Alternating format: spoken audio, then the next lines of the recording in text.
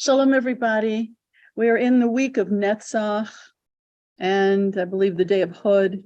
We're at a time of trying to see long-range goals and to have endurance and to stick to it, have perseverance, but in a compassionate way. So it's really a time of a delicate balance where we can be confused, we can be upset. We know that right now there's an escalation of rocket fire and violence near the Gaza Strip, for Sderot, for the kibbutzim that are in the area. And so we wonder what to think and what to feel, and we're tugged and pulled, and we have to keep a bigger vision of the incredible miracle it is that Israel exists in our day, and what is our part in it. So as we begin this very interesting talk today, we want to open our hearts to possibilities and to this sense of the greater future and the bigger possibilities that are in front of us and how we can be supportive. And that's how I want to enter today. So I invite us all to have that open-minded attitude and really listen with our hearts and our minds. Thank you. Thank you, Rabbi. So I want to thank everybody who's listening, and I'd like to just briefly introduce our speaker, and then I will turn the program over to her. So we're honored to have Ariel Rodal-Spieler as our speaker. I made contact with her. She's on the Speakers Bureau of the World Jewish Congress. Ariel is a writer and translator and the chief journalist for Reichman University in Herzliya. She is a former spokesperson to the foreign media for the Jewish Agency for Israel. She was originally born and raised in Canada and has been living in Israel for the past 2 decades. She served a stint in the Israeli Defense Forces. Her undergraduate, I believe, was at Magal, and then I think at Tel Aviv University, where she got her BA in political science, which was followed by an MA in diplomacy and security studies with honors. So I think this is going to be a very exciting and stimulating talk, and we're very lucky that Ariel, remember it's night where she's from, because she's speaking from Israel, that she's going to spend an evening talking to us about Israel and U.S. Jewry. Can we mend the growing divide? Ariel, it's yours. Thank you so much, Richard. Thank you for inviting me to speak with you.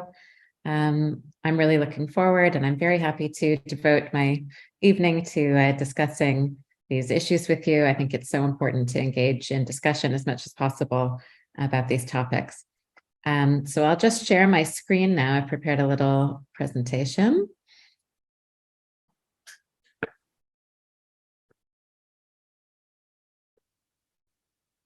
Okay, can everyone see? Yep, very good. Great. So as Richard mentioned, I'm a member of the World Jewish Congress's World Jewish Diplomatic Corps. Oops. So the Jewish Diplomatic Corps, shortened to JD Corps, is actually the flagship program of the World Jewish Congress under the leadership of Ronald Lauder, the president of WJC. So what the JD Corps is a worldwide network of young Jewish leaders from over 60 countries who advocate for world Jewry by engaging in diplomacy and helping shape public policy and opinion. We've represented the World Jewish Congress at the UN and other international organizations. We participate in delegations all over the world. So for example, over the last year, I've taken part in delegations to the United Arab Emirates, to the Vatican, where we had the honor of meeting the Pope. So basically our objective is to represent and strengthen the Jewish communities around the world to try to ensure that the Jewish people have a strong voice in global affairs. But I do want to say that the talk that I'm giving now is very much my own personal opinions and do not necessarily reflect any official position taken by the World Jewish Congress. So I want to start with a personal anecdote that I experienced recently that really disturbed me. My sister lives on the Upper West Side of Manhattan, and she sends her children to a JCC kindergarten. On our weekly family Zoom call last week, I asked my 3 siblings who live in the US and Canada what their plans were for Yom Ha'atzmaut, for Israel Independence Day. Now, none of them were marking it in any particular way. But what really shocked me was that at this kindergarten at the Jewish Community Center where my sister sends her kids, she said, oh, they hadn't even mentioned Yom Ha'atzmaut. They weren't celebrating it in any way.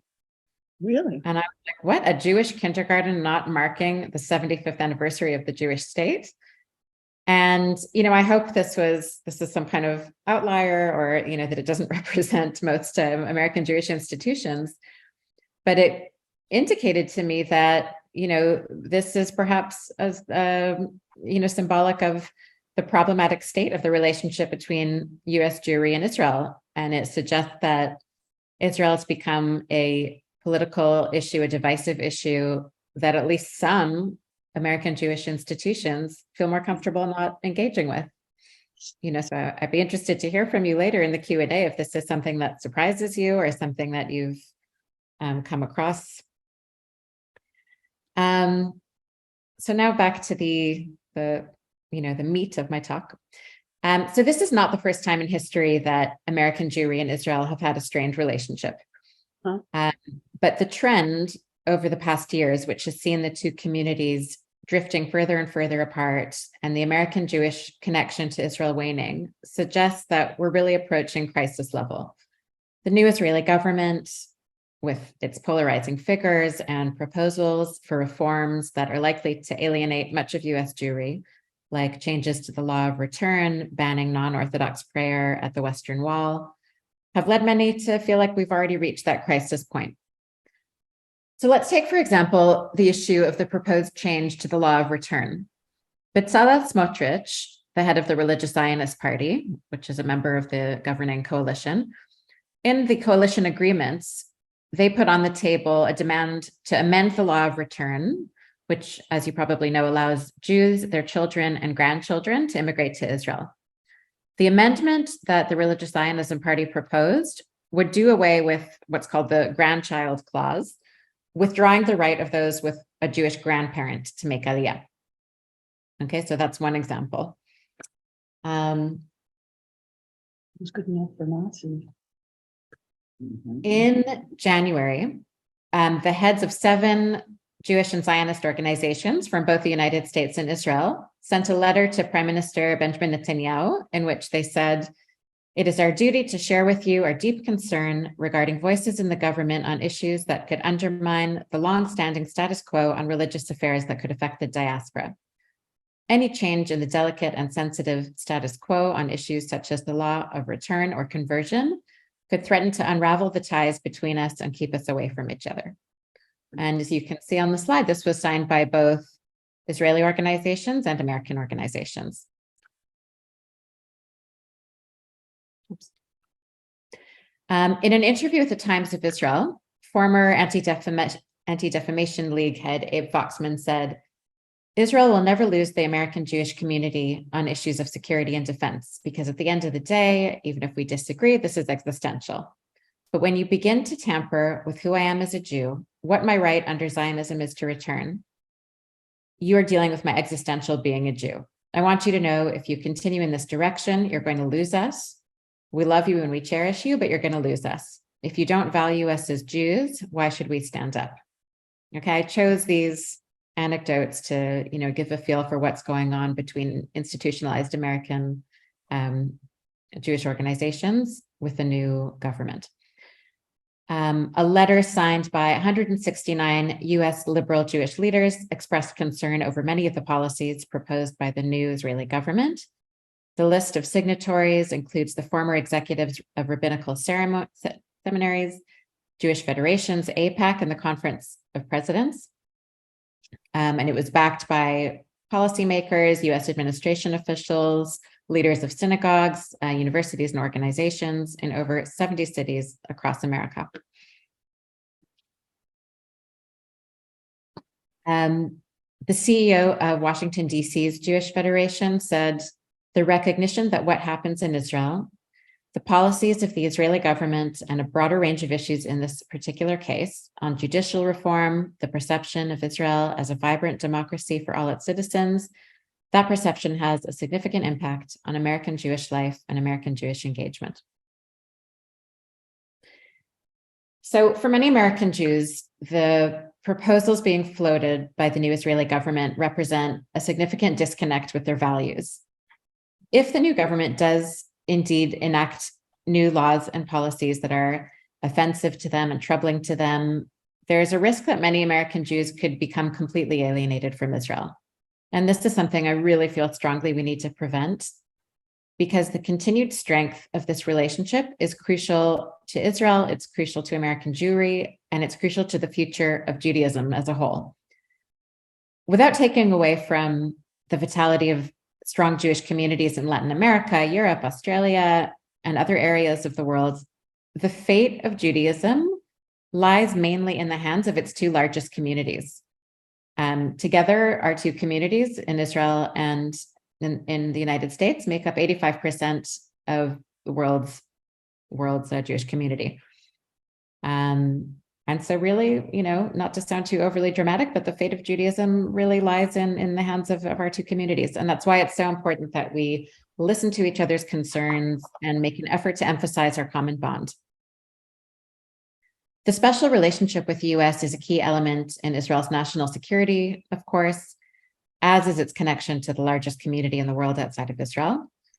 Jews have become important intermediaries in Israel-US relations and play a massively important role in numerous aspects of Israeli life.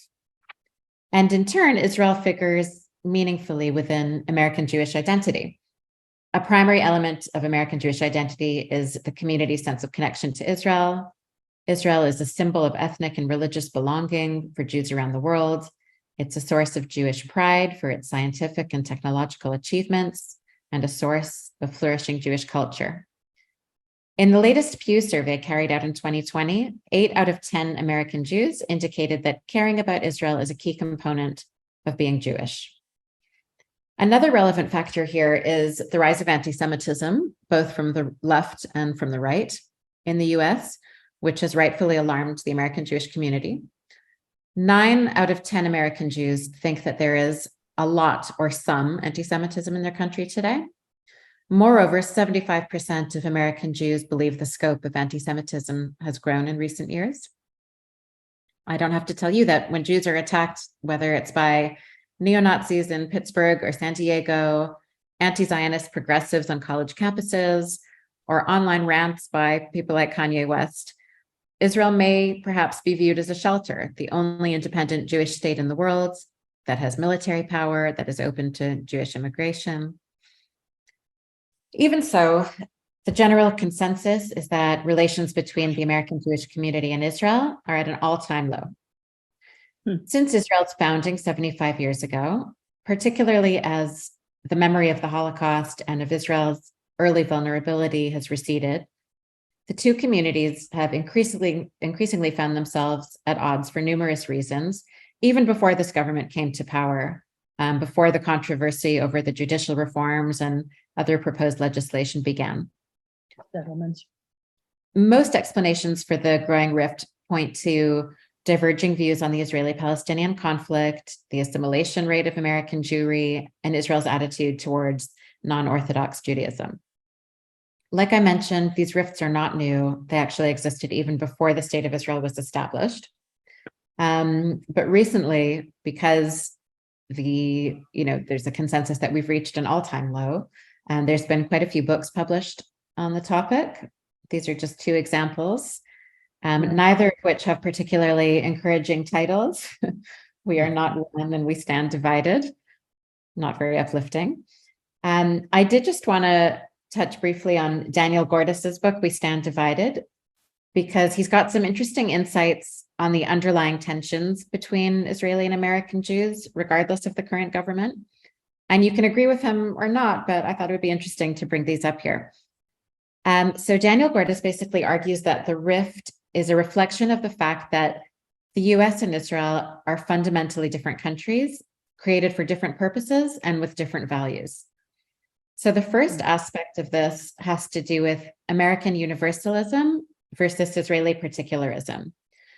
So Gordis asserts that the United States is a country that was founded on a set of ideals, on a universal vision available to all humankind, and not on any ethnic or racial grounds, whereas Israel was clearly founded as a homeland for the Jewish people. The fact that Israel is a state rooted in the particularist idea of benefiting one distinct group of people, the Jews, is, in his words, embarrassing and even loathsome to American Jewry. Secondly, Gordis claims that most Jewish Americans consider themselves adherents to a faith and not to a Jewish nation. After all, they're Americans, they feel very American, and so they're not missing any kind of identity, any national identity. By contrast, Israeli Jews fundamentally regard themselves as members of the Jewish people, a historic nation, and not necessarily just a religious tradition. Oops. Sorry. Thirdly, Gordis says that Jews in the US have tended to regard their very secure and prosperous standing in American society as an escape from, or perhaps even a triumph over, cyclical historic trends that have always wound up subjecting Jewish communities to persecution, expulsion, and extermination. The United States, though, has been so welcoming to its Jewish citizens over more than 2 centuries that they don't necessarily feel that they're in exile. On the other hand, the founding idea of, behind the state of Israel by the Zionist leaders always maintained that there is only one safe, stable home for the Jews, and that is Israel. So whether or not you agree with Gordis's explanation, and we can discuss it more during the Q&A session, it is probably true that the perspectives of American and Israeli Jews can't be expected to ever fully align, which is okay. Israeli and US Jewry are 2 strong Jewish communities living in different contexts and continuing to evolve in different ways. And again, that's fine. The well-being of American Jewish communities, or the American Jewish community as a whole, isn't connected only to Israel. It's to do with living a fulfilling Jewish life in their homes, in their synagogues, in their schools, in their communities. And that's healthy. That's a good thing. The danger, in my eyes, is the trend that is seeing American and Israeli Jews becoming more and more distant than ever before, and the fact that we're not making enough of an effort to focus on the common ground that we share, which I believe, if I had to choose one concept, that common ground boils down to Jewish peoplehood.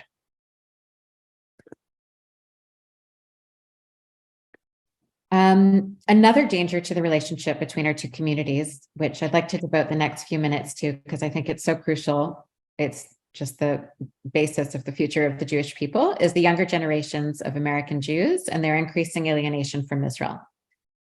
So polls show a clear generational divide over American Jews' support for Israel. The 2020 Pew survey I mentioned earlier has found that Jews aged 50 and older are much more emotionally attached to Israel than younger Jews. The survey found that 2/3 of American Jews aged 65 and over feel very or somewhat attached to Israel. And this is true of under half of Jews aged 18 to 29. Young liberal American Jews don't share the same sense of solidarity with Israel that their parents did, and they're more likely to be critical of it than earlier generations. Another survey by the Jewish Electorate Institute that was conducted in 2021 found that 25% of American Jews considered Israel to be an apartheid state. Richard and I were discussing this earlier. For those under the age of 40, that number climbed to 38%. It also showed that 34% of those who took the survey believed that Israel's treatment of the Palestinians is similar to racism in the United States. And that number for under 40s was 43%. Now, we can elaborate more on this. I mean, a lot of this is based on misperceptions, misunderstandings of both Israel and of apartheid, and in some cases, even trying to kind of project the racial tensions in the US to other places in the world when actually it's, completely different. Anyway, that's not the main subject of the talk, so I'm not going to go into that now, but if you like, we can discuss it more during the Q&A. But going back to the next generation and the increasing alienation they're feeling from Israel, I think there are several reasons for this. Firstly, there's a trend among the younger generations in general to abandon any kind of denominational or communal affiliation altogether. So they see themselves as much more citizens of the world, universal.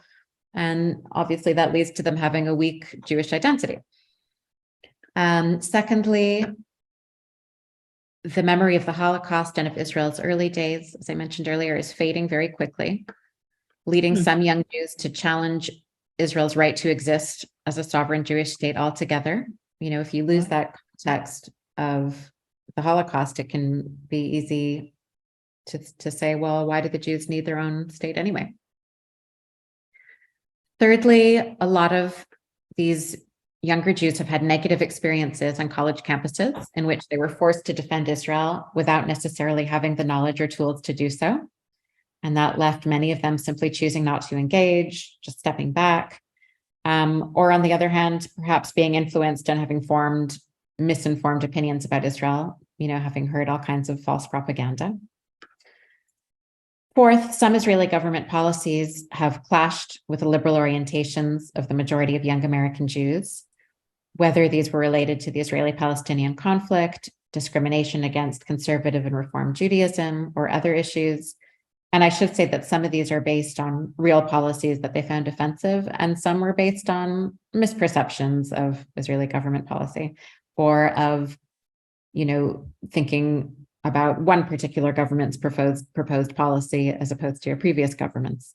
Anyway, it's complicated, but for the purpose of just condensing things, those are the issues. And also I should say that these tensions really intensified during the overlapping terms of Donald Trump and Benjamin Netanyahu. So I'm not going to go into support for one or the other, but there was this common thing like, Netanyahu is their Trump. Now, obviously they share some things, but in most ways they're completely different, but there's this tendency again to project. So regardless of political trends, I really think it's important to emphasize that the sole Jewish state's continued survival should be seen as a just and worthy cause. And we have to make greater efforts in both of our communities to explain why this is so to the next generations. We have to work towards strengthening our common bond, that of Jewish peoplehood, and view our disagreements as those that are taking place within the family. On both sides, what we need are organizational, religious, and political leaders who prioritize Jewish unity. And that's no small feat. Israeli and American Jewish leaders need to work together hard to strengthen communication between the communities and make efforts to understand each other's predicaments and values. Last week at the JFNA General Assembly in Israel, I don't know how many of you saw this, President Isaac Herzog announced a new initiative he's launching to do just that. The initiative is called Kol Ha'am, which translates to Voice of the People, the President's Initiative for Worldwide Jewish Dialogue. So its goal is to establish a worldwide Jewish advisory council. He calls it a Jewish Davos, to foster open dialogue between Jewish communities and advise on core challenges facing the Jewish people, including, of course, the growing rifts between the Jewish communities. So the aim of this initiative is to cultivate the next generation of committed leaders of the Jewish people and provide a platform for young Jews to make their voices heard in a safe space where they can hold honest and strategic discussions about sensitive and vital issues. The recommendations of the council, which will meet on a recurring basis, will form the foundation for concrete action. So the idea is not just to talk, but also to come up with concrete proposals for action to advance collaborative projects and foster future leadership across the Jewish world, giving young Jews a voice and a platform for influencing the future of the Jewish people. So I looked for a video of this speech and I couldn't find one easily. So I just took a few excerpts. I don't know if you can all read the quote here. I'll read it out loud just in case. The fact that between our Jewish communities and between them and the state of Israel, we are growing, the fact is, we are growing more distant from one another. On some of the most essential questions, we are unable to agree. But more concerning often, we are unable even to discuss. That critical web of connectedness, the sense of shared purpose and destiny that has sustained our people for millennia, seems to be loosening. Growing numbers of Jews are choosing either stricter affiliations or no affiliations at all. And for many in the next generation, Israel has not been as accessible as the binding thread that has united our people throughout the turbulent changes of the last century. I am convinced that there is no greater existential threat to our people than the one that comes from within, our own polarization and alienation from one another. So as you probably know, President Herzog is also facilitating the negotiations between the political parties to find a consensus with regards to the proposed judicial reforms. So far, there hasn't been any agreement reached, and many have expressed doubt that it's even possible to reach an agreement. But the act of talking, for me, the act of bringing both sides to engage in discussions is so important. And I would encourage diaspora Jews to also engage in thoughtful discussions on the topic, and especially with those who you disagree with. I think it's just so important to hear the other side in general and specifically on this issue. And on this subject, I'd like to address quite a sensitive point, but it's one that I know that many Jews outside of Israel are struggling with. And that is whether to be vocal and speak out against the legislation the government is proposing, if you're opposed to it. If you think that should this legislation pass, Israel would not be the kind of country you would be proud to call the home of the Jewish people. Should you speak out? Should you not, air your dirty laundry, air Israel's dirty laundry? Because I know, because I lived abroad, that, Jews are often put in this position, whether they want to or not, of having to defend Israel to the outside world. And they're often very cautious, even if they disagree with an Israeli government policy, about being vocal about that. I don't think I have to explain to you the reasons why. And what I want to say, and again, this is my opinion, is that this situation is different. This is a question about the character of the Jewish state, about whether it will continue to be a liberal democracy. And I think that all Jews in the world, Israeli citizens or not, should have a say in this. There are millions of Israelis who do not support the policies being put forward by the current government, myself included. Judicial reform is needed. And in fact, 70% of the Israeli public believe that some kind of reform is necessary. But the way in which, in essence, a revolution was attempted to be rushed through the Knesset without discussion or without a broad consensus is obviously extremely problematic. And the judicial reforms are only part of the package of bills that have been put on the table. I mentioned some of the other ones earlier. But those of us who oppose the proposals this government is trying to advance, we're not giving up on Israel. We're still fighting to make it into the Israel of our dreams, to make sure it remains a liberal democracy that protects religious pluralism and minority rights. We're continuing to advocate for policies that make Israel more inclusive and pluralistic. And I would ask you to join us in doing this.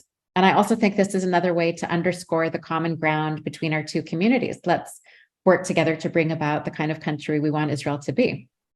More to the secular side, and we're okay. And I thought really religions, you were shut out.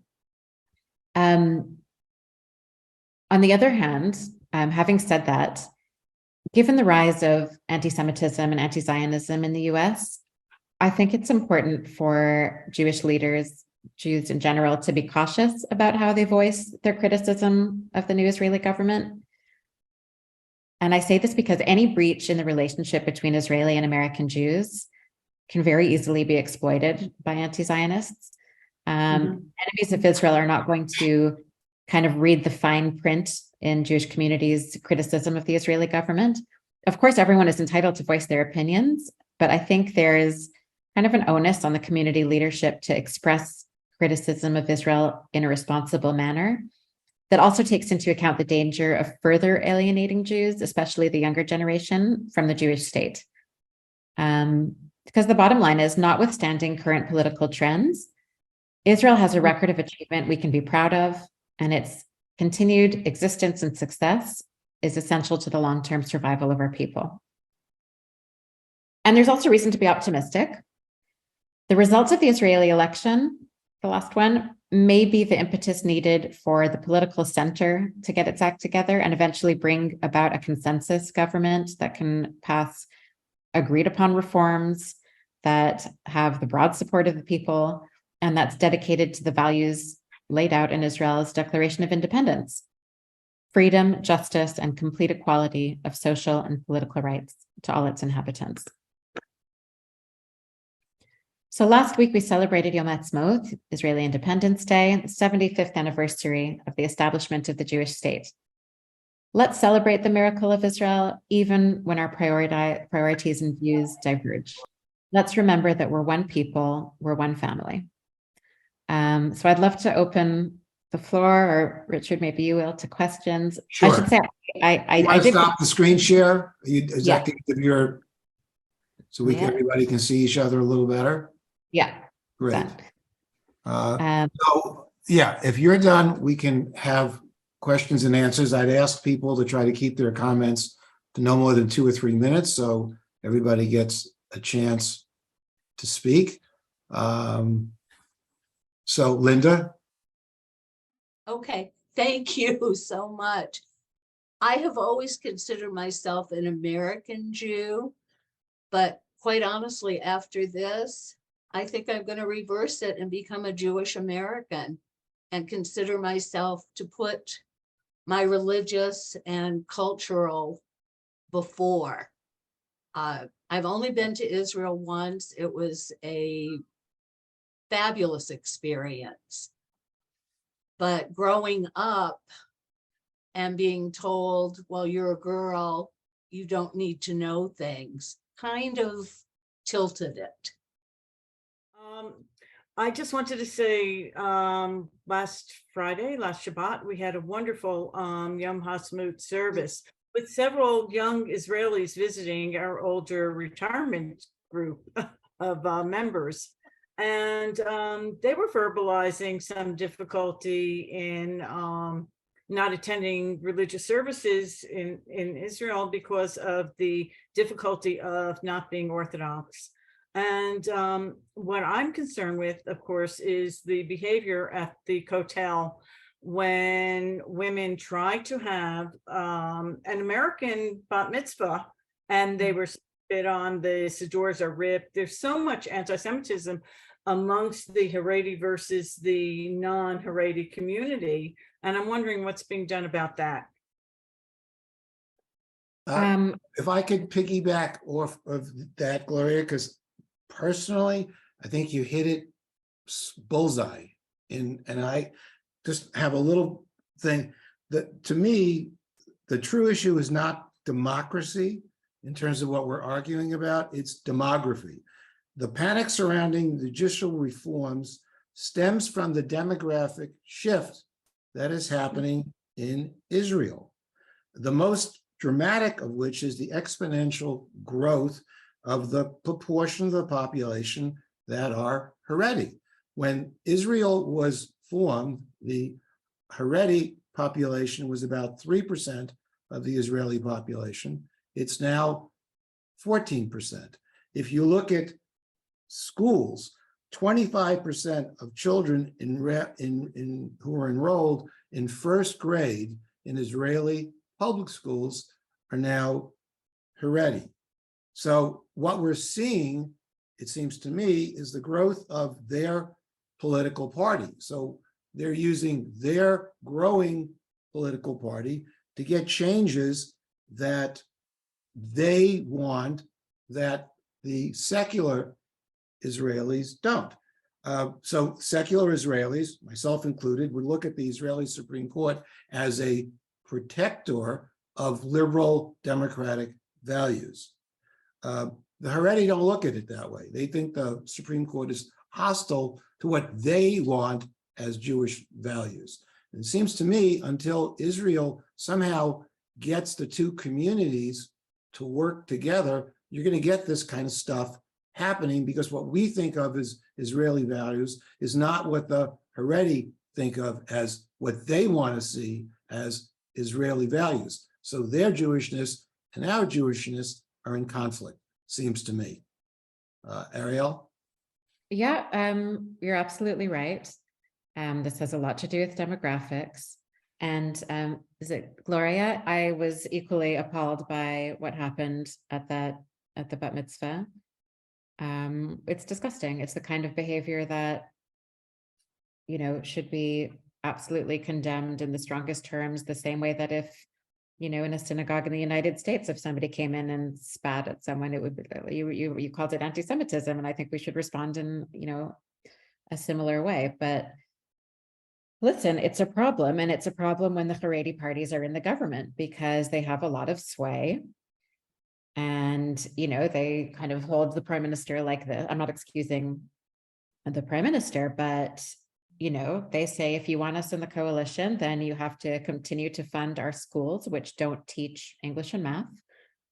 You have to, right now, I don't know how much you're following, you know, the current events, but right now they're trying to get the Supreme Court to pass a bill that completely exempts them forever from ever having to draft, including in any kind of, you know, there's all kinds of Haredi units in the IDF that, you know, respect their way of living, and they study in yeshiva and then draft in the army. So they're now trying to get a sweeping exemption from having to serve in the army altogether. And, you know, you can imagine what the rest of Israelis who have to send their sons and daughters to the army feel about that. It's a massive problem. But if you look at the demographics of today, the secular or traditional, I'm talking about right now the Jewish Israelis, you know, of course, there's 20% Arabs in the population, closer to 25, I think, these days.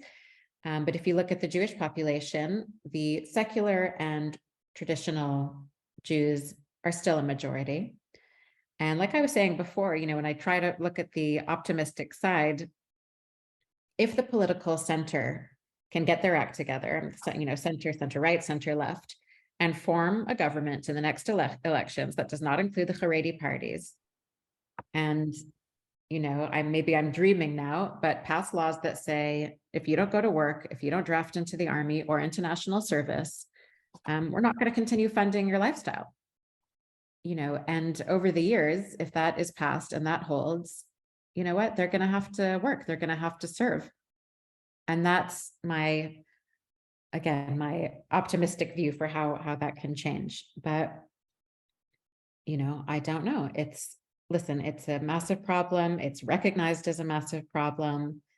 And these are the things that I think that you should really continue to speak out against. And you know, me and my countrymen are doing the same.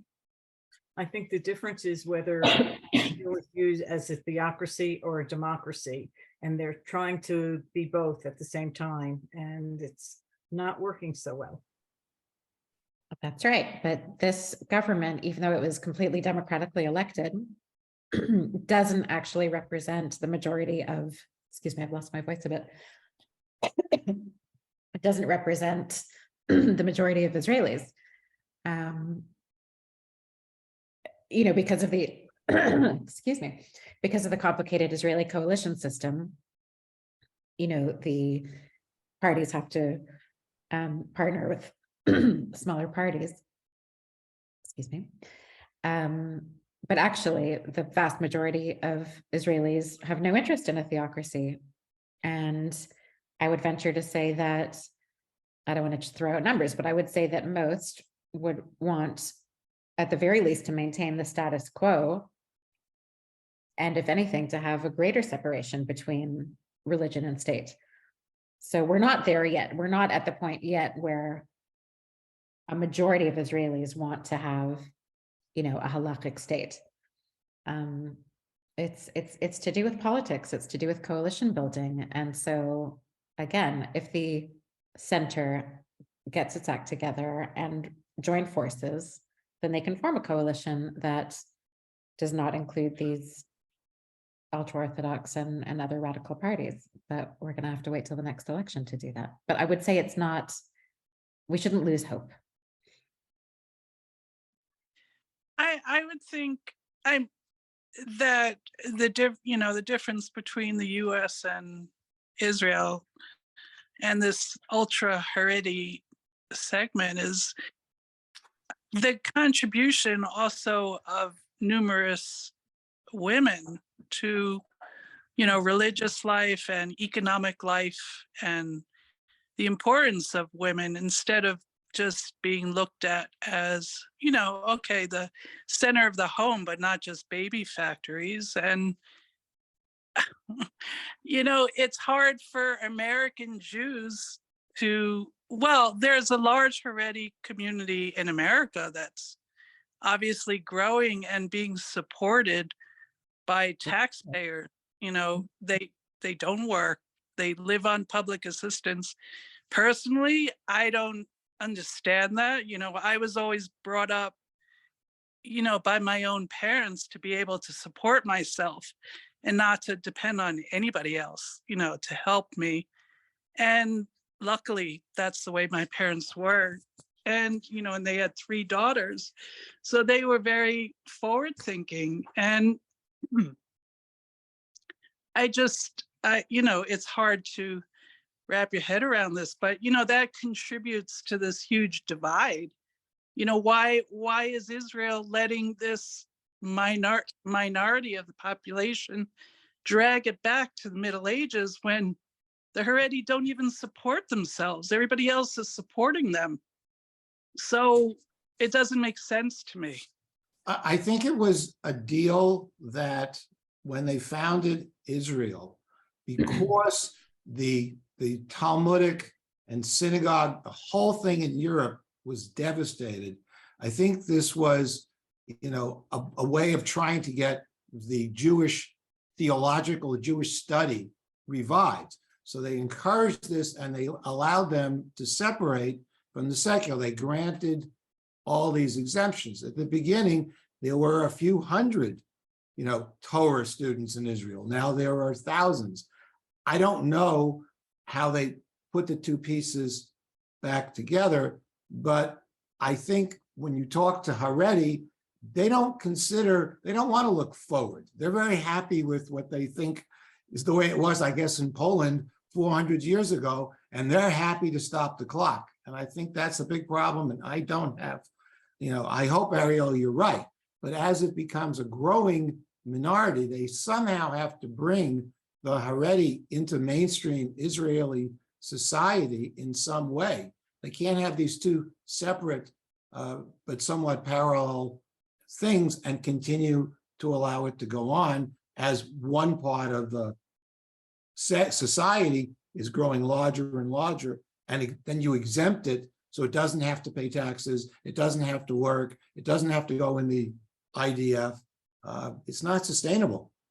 No, and the thing is, I understand that both in the US and in Israel, when you're educated throughout in these yeshivas, you don't learn any English, math, science skills that enable you to really contribute to the society. Why is that? It doesn't make sense to me. I think that, I'm sure in Poland, nobody was supporting all the Jews back in Poland in the 1800s and the 1700s. They had to work for themselves and they studied on the side, I mean, my mother's parents came from Poland, and the only good thing that my mother ever said about Poland was she missed her cow. She never said anything good about Polish people or Poland itself. And luckily my family escaped in the 20s. They got out. But, and the other thing is this whole thing about not allowing grandchildren to have the right to return. Well, if you think back to what the Nazis did, of course, they went back. If you had a grandparent who is Jewish, they killed you. So now Israel is doing they want to do the exact opposite. If you have a Jewish grandparent, they're not going to let you in, if a grandchild wants to emigrate. So that doesn't make any sense to me either. Of course, some children are not Jewish. The parents married non-Jewish people, but there's always the potential for the grandchildren to discover Judaism more and become more Jewish. So why are you eliminating, why would you want to eliminate that whole possibility? Because not everybody wants to be ultra Orthodox. I mean, I know, you know, in traditional, I mean, thousands of years ago, there was this divide in Israel, and, you know, it caused the huge breakup of Israel. So what, it's going back to that? It doesn't make any sense to me. Just a couple of points I wanted to respond to. One is that absolutely the ultra-Orthodox Haredim are, not to mince any words, they're a burden on society. But I did just want to say that ultra-Orthodox women, many of them actually do work because they do have to, they're the only ones who bring in the money. The husbands study Torah. And there's a lot of Haredi women who actually work. They work in education. A lot of them are starting to work in high tech. And in their schools, for the girls, they actually do teach math and English because they say, okay, we better train these girls to go out into the workforce. But you still have 50% of the population who doesn't work. So it's not enough to balance, you know, the fact that they're not contributing to the economy and to the IDF. But it is, I should just say that many ultra-Orthodox women do work. Of course, that what Richard was saying is correct, that it was David Ben-Gurion's decision to exempt ultra-Orthodox from serving in the army. And I don't know how, I mean, I guess he had other things on his mind. You know, he didn't think too far forward to think that their numbers are going to grow and this is going to be a problem. I guess he had his reasons, and now, you know, his those who have come after him are going to have to deal with it. And regarding, there was something, about the law of return. You know, you mentioned Hitler's, you know, the Nazis' laws about, you know, having one Jewish grandparent. So that was actually the foundation of deciding who would be eligible to make Aliyah. They were saying, you know, if you were Jewish enough to be murdered by the Nazis, then we're certainly going to let you come to Israel. This is just a proposal, you know, it's not actually happening. I just wanted to use that as an example of a law that if a bill that if enacted as law would certainly alienate a lot of diaspora Jewry, but it hasn't happened yet. And so let's just pray that Gloria, it doesn't. did you want to speak, Gloria? Yes, I have experience with one of my tours to Israel was an NCJW mission. And we went to B'nai Brak and met with a group of mothers who attended a program that was granted funding from NCJW. And it was to catch their children, their preschoolers, up to the level of kindergarten of the regular schools in their community. And it was so meaningful that one of the people was mentioning that the government was building a phone center to train the women to work to support their community, to bring money in so they wouldn't be such a drain on society. And the women that I spoke with were actually looking forward to that. And they were also extremely appreciative. And here a very liberal Jewish women's organization was supporting the education of their children. And they were very, very appreciative. They gave us gifts. They welcomed us. It was amazing. But it takes communication, just like it takes communication with Arabs, it takes communication with non-Jews who are, you know, have different opinions. If you don't talk, nothing's going to happen. Okay, go ahead. I think it's very valuable what you were saying, that they're educating the Haredi women to work. But again, speaking as a woman who has 3 children and worked as a dentist, it was a struggle. It was very difficult for me all those years doing everything. So to put the burden on the women to support their families, you know, to be the providers and to have 7, 8 children, are you crazy? I mean, so why are they letting the men off the hook? I know they want to study, but they should be able to have a profession and to work.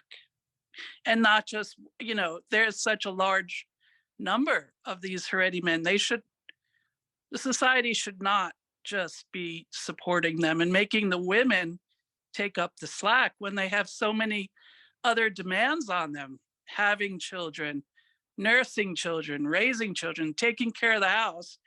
Because obviously the men aren't doing any of it. Oh, That's I have one funny story. I have one funny story related to that, and that is that the woman I spoke with had a 3-month-old baby, and her husband actually took off from work that from Torah study that day to watch the baby so she could attend the program where they talked about the education that was being funded. So you never know. I mean, it just takes one to start. Their lifestyle is just very different from mine and yours. So, you know, they have the older children help raise the younger children, and you know, it's Nicole, very do you different. have a comment? I think that the big change could be, and I don't know, I mean, talk about riots in the streets and total chaos, but you know, getting rid of the exemption for the Haredi men from IDF. I mean, I understand. I mean, the issue with the women, of course, is they're pregnant, so, and they have babies, so it's really, by the time they're you know, so it's hard to maybe put them into service. But it seems to me that the men should not, you know, we got to stop that. The historic reason for the exemption is, you know, is doesn't seem appropriate. And if the community is defended by IDF, they deserve to participate in IDF. Absolutely. And there's also the option of national service, by the way, Well, which is national service is right. You don't have to, if you say, well, I can't do guns, but yes, you can be in medical or other service, yes. But And of course, the other thing that I think would help, I don't know how they passed that, considering how the political coalition system works in Israel, because obviously the Haredi are going to oppose it. But I would seem to me that they're rather insular and they're isolated. They stay by themselves. If you mixed in secular and Haredi into the same military unit where they actually got to know each other and talk to each other, to go back to what you said, Gloria, communication. These two groups probably have very little interaction, very little dialogue. I would say they really, to a certain great extent, don't view each other. I mean, do not view the secular Jews as real Jews. I mean, to a certain extent. I mean, But there's the problem. There it is. I couldn't do what I do with you here as a rabbi that I could do in Israel. I couldn't marry people. I could do bar mitzvah maybe, but it really irks me when I go to Israel that I have to sneak around to do a mixed service at the southern end of the wall because I couldn't possibly do it near the Kotel. And I was a tour guide in Israel in the 70s, and I thought I knew pretty much the answers. Now I'm really confused about the questions.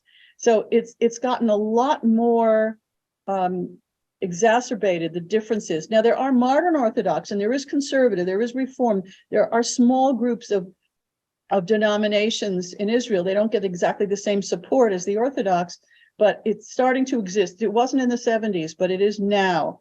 And when I go, in Jerusalem, I can go to several synagogues where I feel very welcome, and I could even have an Aliyah, but that's not the norm. And I always thought that was such a pity, because what about Klal Yisrael? What about all the ways of being Jewish, that it's not just what they call dati and chiloni, religious and secular. There's so many ways, so many gateways. There's so many ways to express our Judaism. And we're such a tiny people that I thought that we would all be embraced more. So it's hard for me because I was a tour guide. I lived in Israel for 7 years. I worked in television there. My kids were born there. And when I see what's going on now, all my friends are every Saturday night, they're out protesting. And so I stay in touch, and we look at Israeli TV and radio every day.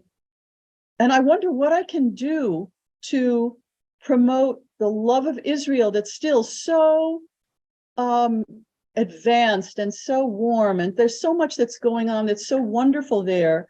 My husband grew up on kibbutz and that is positive. I'm talking to my nieces, one's in Harvard, one's in Yale, and they are experiencing anti-Semitism. They are experiencing problems on campus. And I really wonder what we can do to be positive, even with all the difficulties. So I'm a little bit in turmoil, and I don't want to see us get to sinat chinam, to the kind of hatred and antagonism that led, we think, to the fall of the Second Temple. I want to see us look to the future for all the good things that Israel does, how they help with water, how they help with agriculture, how they help with medical things all over the world. And the World Jewish Organization, WJS, does so much for so many people.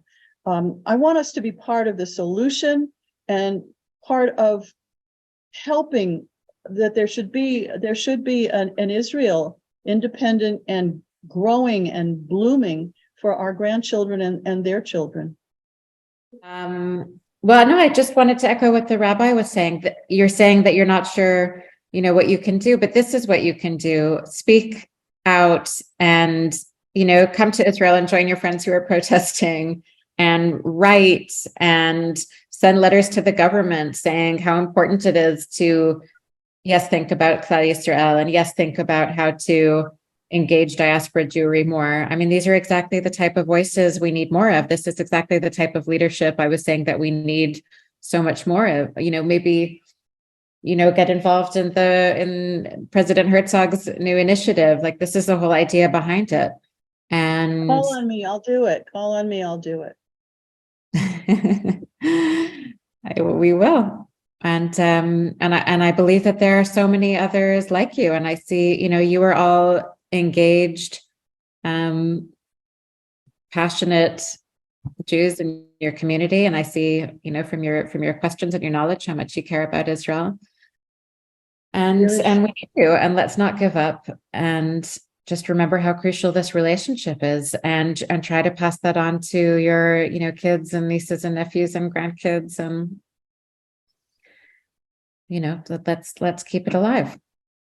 So I think when the state of Israel was established, there was the consideration that with all the people lost in the Holocaust, we needed to not only have increased population, but also increased centers of learning. And the Haredi population, I think, serves a very important purpose, because when or if the next Holocaust comes, or in this age, assimilation, the Holocaust, who is going to be the remnant that will be there after us, that will continue to have Judaism, to be Jewish? So I could see how after World War II, there was an exemption to encourage, not only to incorporate the Haredi into the society, but to encourage them to repopulate the Jewish population and to re-establish centers of learning. So the question that the men don't work and the men study and the women go out and work and support them, we're talking about a policy that is hundreds of years old.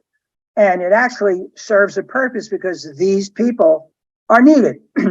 When I look at 100 or 1,000 years from now, I don't know if people like myself will still be Jewish, because it's very hard.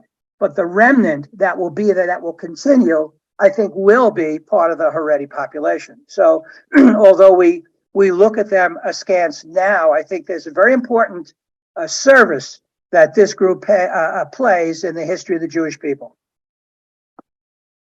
Actually, I was just giving a thumbs up to what Sheldon was saying, that there's certainly a place going forward in history that will, I think, be very happy that we have people who know what Judaism was based on and can carry it forward. Start speaking. I was just going to say, if we study Torah, we all learn Torah. We learn it with our interpretations. It doesn't live and die only with Haredi. I know we study it here in Sedona for those who attend. Thank you. When I'm talking about future potential proposals to encourage the Haredim to work and to contribute more to society, I think there's an acknowledgement that there's always going to be a certain number of Haredis who would be exempt and who would continue to study Torah full time. Like, there is a recognition that that is important. The question is numbers, because the rest of Israeli society can't carry the burden of, the economy and the military without, because they are just growing so much in population. There's a limit to how much we can carry that burden. But the idea would be, of course, for a certain number to continue to study Torah full time.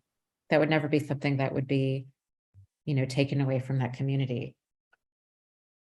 It's just a question of how many exemptions can a state give? So thanks again, everybody. Have a good rest of the day. Thank you.